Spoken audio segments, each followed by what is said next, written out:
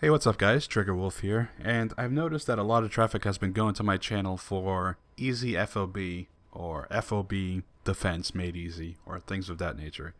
First, I'm going to, or at least today I'm going to show you how to set up your FOBs to kind of have a better fighting chance of winning. First thing you want to do is open your iDroid, go to your mother base and go to development. Once this loads, which will take a minute because we're online, look for weapons that have a green text, like this one, the UNARCNL. This is a stun automatic rifle that is equipable by security team staff. The security team staff is what runs your FOB. Those are the people responsible for defense and all that stuff, and if you want to go non-lethal with your FOB, you can go ahead and make them this gun right here. You can also use this gun for yourself, which I will make eventually, but as you can see, I'm doing a lot of development and I'm unable to develop more simultaneously. Whoops. Another thing you want to do is you want to go over to your missions and you want to go to your relationships. And I'm not talking about your ex-girlfriend either. What you want to do here is, as you can see, I've got a lot of supporting, and I'm supporting a lot of players too. The way you do this, let me try that again. The way you do this is by going over to the random section here, which is a randomly generated list of people that want assistance, or not just want assistance, but it's everyone who has an FOB. You can go down this list and just start supporting random players. Like, I'll support this guy. Why not? I'll support Quiet Eye as soon as I can move anything. Oh, the list updated. We'll go with Young Wolf here too. Why not? Do the wolf pack thing. Eventually, as you keep playing and doing this, you'll earn yourself supporters. What happens here is that a lot of times, or sometimes, when you start supporting other players, they'll start supporting you too. And what happens there is, if you are offline and one of these people are online, they'll get an alert when your base gets invaded. So they can actually take your place in going into your base and helping you to protect it. There's a nice little reward for everybody involved in this. They get some pretty high-ranking people, while you get some items in your reward section when you get that.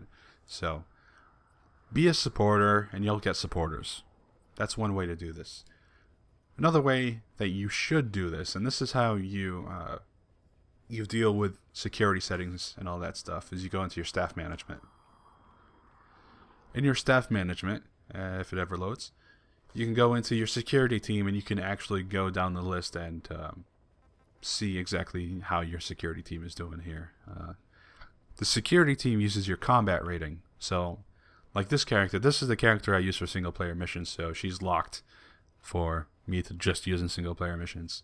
But everyone else, I can move over to the security team, rather, and their ranks are what make it hard for your enemies to invade. So if you have like an S rank soldier, they are really good at seeing what's directly in front of them, basically. So, beef up your security team by putting in A rank, S rank people and whatever. I'm currently using all of these people to complete outer ops missions for me. Outer ops are the combat missions that are made for your combat unit. So that's what I'm doing with them. You can also go out into the field and just find S rank combat soldiers and put them in there too, if that's what you wish to do. It's a good way of doing things. So now that you have your security team all beefed up, great. Now you have to choose what to do with them. Otherwise, they just kind of walk around aimlessly, no purpose in life. Sad little creatures they are. Go into security settings and let's do a little bit of tweaking. Because I did this attempt, I attempted to do this tutorial earlier. Things are already kind of set up, so I'm going to go with the medical platform this time. You can see, using that red dot there, that is a person that invaded me, and he got caught pretty much right away. I mean, he took some people down, he moved a little bit, whatever. You can see pretty much everything they've done, all the damage that's been done, all the things that have been faulted, everything. And you can plan for this. So, my team here is kind of weak. They need a higher preparedness level. And what that is the kind of gear that they are wearing. So, if I wanted to give them all of the gear that is the heaviest armor that they can use, shields, the best weapons, all that stuff, I would give them the highest prepared rating. Let me try that again. The highest prepared rating. Great. I've given them prepared rating, but they are in the wrong places and they're not quite in the right areas. As you can see, the guy's pretty much just waltzing through my base here and just taking everything. So let's go into the security settings and all decks. Here you can set your guard's top rank, which will have to be an A because I've got nothing else better than that currently. The equipment and security devices grade will be at the top, which is 5. And I figure, let's go with like probably mid-range. We can actually make them non-lethal. Whoops. We can actually make them non-lethal too, which will knock out the guy and then Fulton him. If the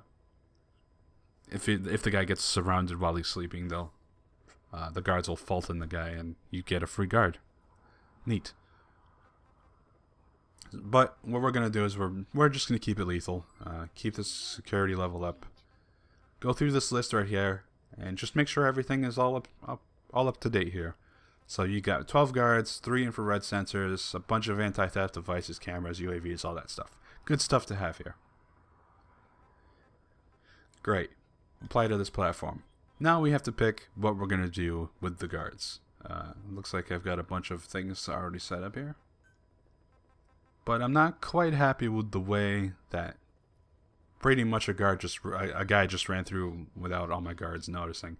So we're going to put a guy, I say a guy, but I mean like the security force here in F.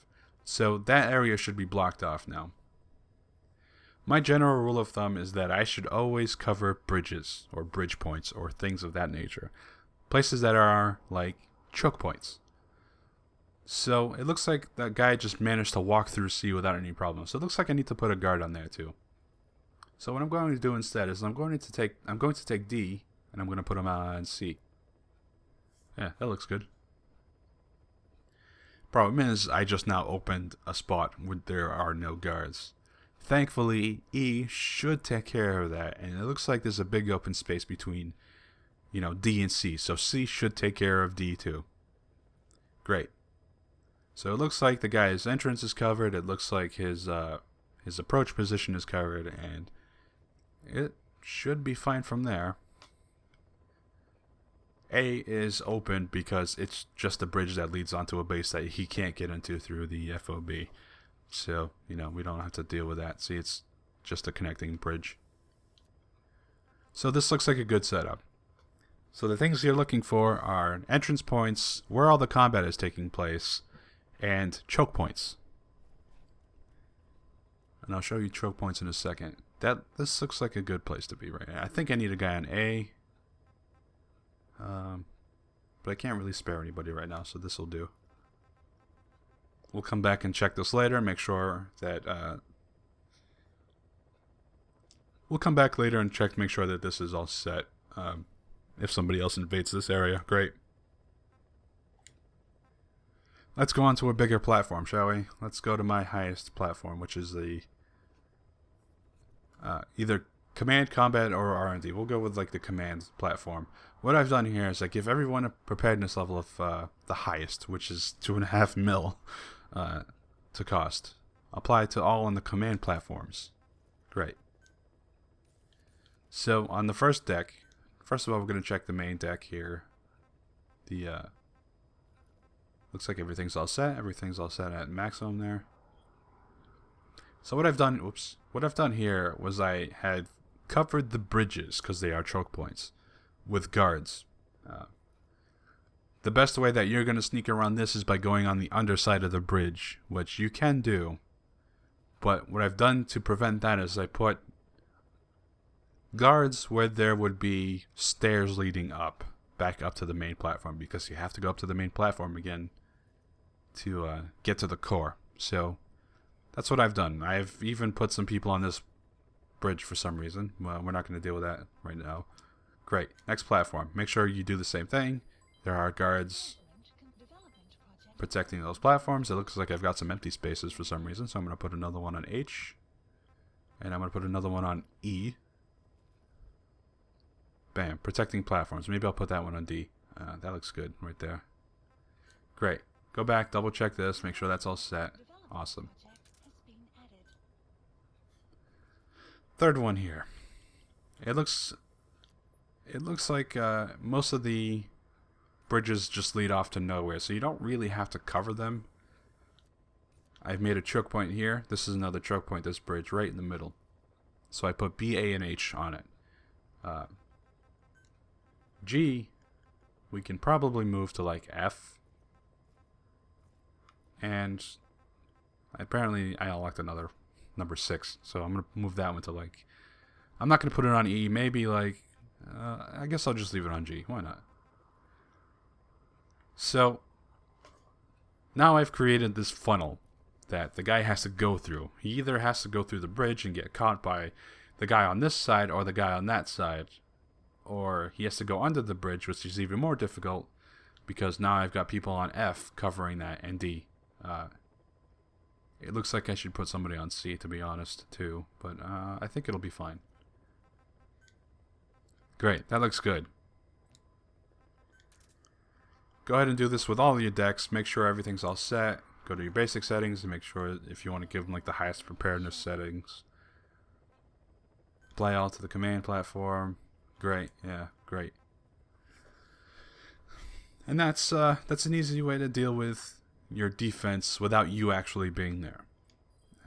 If you want to see more about how to defend a base while on the base, then just be prepared to watch the next video. It'll probably be next Monday or so. Maybe I'll do it on Wednesday. I'm not sure. These videos are never planned. So video's about 12 minutes long now. So what I'm going to say is here's the end slate. Thank you all for watching. Welcome to the end slate, where we talk about end slate things. As always, first and foremost, you should click the thing that says click this thing. That lets me know that you guys are actually enjoying my content and that you want to see more of it. And while you're at it, you should also hit the like button if you like it. That's a cool thing to do too. Commenting. If you guys comment, the people that are really active on my channel get some special bonus content videos at the end of the week when we start seeing more people commenting. So that'll be pretty awesome. Now I want to talk about something that's not on this end slate because I thought it was pretty cool. The IndieBox is a thing that I saw on Pro Jared's channel and I thought I had to get it myself. So the IndieBox, what it is that they bring the old school SNES boxes back to indie games, really good indie games. So they have a pretty decent list of items on their stores now that you can buy, like Towerfall, which I think is sold out now, and Brutal Legend. Brutal Legend is awesome, and things like that. And you're not just getting the game, you're getting the Steam version of the game, you're getting a cartridge which contains the DRM-free version, which is just like a USB thing that you plug in. Either way, it looks awesome. It also comes with a bunch of other goodies. Towerfall comes with like an SNES controller and a little poster thing that you can put up. And I just thought it was a really awesome throwback. I thought it was really interesting, and I definitely want to give these guys some love. So there you go. There's a link in my description. That link, full disclosure, if you use that link to buy something and you buy something, I get a small kickback in credits from them. They give me $5 to credits, which I can use the next time I buy something from their site, which I thought was pretty awesome. So there's that. That's awesome. Get on that. You want to. Do it. Thank you all for watching. Later.